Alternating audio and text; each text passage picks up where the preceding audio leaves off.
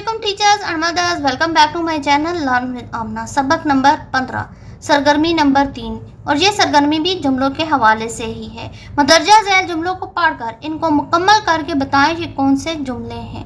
जैसे कि मैंने पहले बताया था कि जुमले की अहमियत से हम इनकार नहीं कर सकते। ये जुमले होते हैं जब इनकी बनावट, इनके अक़साम, उनकी निशानदेही हम कर पाते हैं तो फिर हम पैराग्राफ भी लिख सकते हैं, छोटे छोटे मज़ामीन भी लिख सकते हैं।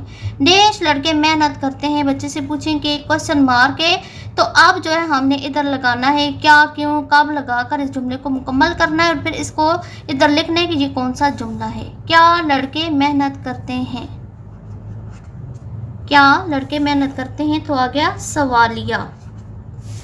कमरे में सना डेश है, कमरे में सना नहीं है।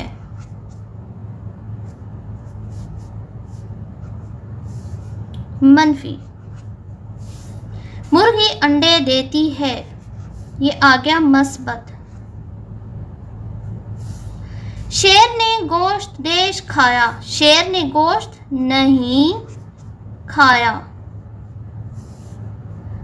मनफी। देश हमारे उस्ताद मेहनती हैं, क्वेश्चन मार्क आ गया तो आगे लिखेंगे क्या हमारे उस्ताद मेहनती हैं, सवालिया निशान, सवालिया लिख देंगे।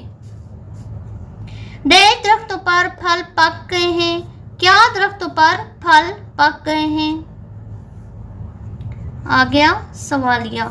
लड़का दिल लगाकर डेश पढ़ता, लड़का दिल लगाकर नहीं पढ़ता, तो आ गया मनफी।